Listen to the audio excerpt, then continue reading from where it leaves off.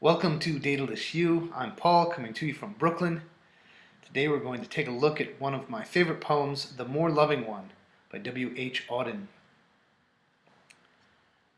First, let's read the poem. The More Loving One, by W.H. Auden. Looking up at the stars, I know quite well that, for all they care, I can go to hell. But on earth indifference is the least we have to dread from man or beast.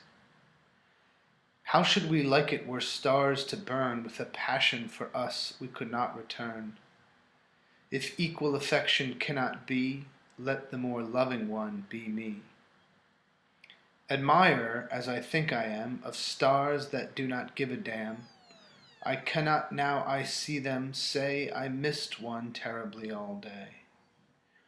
Were all stars to disappear or die, I should learn to look at an empty sky and feel its total dark sublime, though this might take me a little time.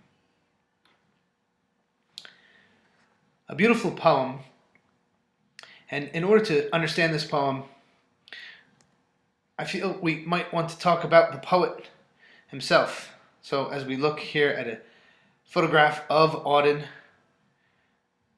let's see how his biography might inform our interpretation of this poem. W.H. Auden was born in York, England in 1907. He died in 1973 at the age of 66 in Vienna. And much of Auden's early work focuses on the theme of unconsummated love or unrequited love, a great theme throughout the history of literature. But if you notice, this poem isn't necessarily about unconsummated or unrequited love. It's really more about a kind of unequal love. And whereas I do not always or even often recommend digging into the author's life for meaning in his work, I feel in this particular instance we have license to do so. Why? Because there's a very intriguing story sort of at the root of this particular poem, which was penned in the 1950s. And it concerns Auden and his lover at the time, whose name was Chester Coleman, another poet, in fact. So, long story short, Auden moves from England to America around 1939, and he settles right here in Brooklyn Heights, and actually a house that's become sort of famous, known as the February House, where he lived with, amongst others, Carson McCullers and Benjamin Britten, the great composer. Anyhow, here in this heady, artistic mix, he meets the poet Chester Coleman, and they have a relationship, a love affair. Jump ahead 2 years, and turns out this Chester Coleman is I don't know how you'd characterize him, perhaps the more flamboyant type, the more romantic, really sort of identified himself in his romantic escapades, whereas Auden, you might say, was the more meticulous type, and as he grew older, even, you might say, the more conventional type. So here we are in 1941, as we look now at an image of Auden on our left and Chester Coleman on our right. Well, Chester says to Auden that he would like what we today might call an open relationship, and Auden, being again the more conventional, one might say ethical type, says, "No, sir." And I feel that this moment informs this poem, because in the poem, Auden is saying, if unequal affection arises in a relationship, in other words, if equal affection cannot be, let the more loving one be me.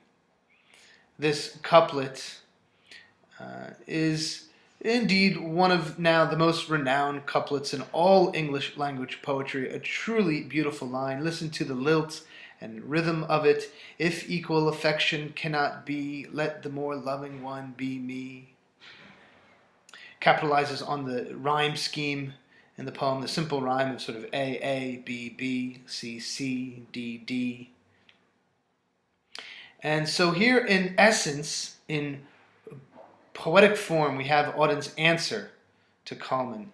And so as we read the poem one last time, perhaps you could just think of this story and hear how Auden sort of personifies the stars in the poem and challenges himself to be the more loving one in the relationship, and even brings the poem to my ear to a kind of mystical close where he says, even if all the stars, if all the lovers in my life were to disappear, I think I could even come to appreciate that world, to appreciate what he calls the sublime darkness, perhaps of his solitude. So let's read the poem one last time. And thanks for watching, as always. The More Loving One by W.H. Auden.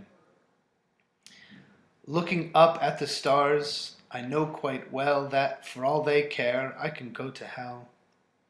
But on earth indifference is the least we have to dread from man or beast. How should we like it were stars to burn with a passion for us we could not return? If equal affection cannot be, let the more loving one be me.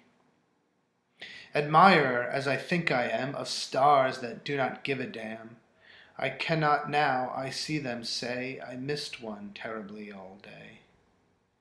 Were all stars to disappear or die, I should learn to look at an empty sky and feel its total dark sublime, though this might take me a little time.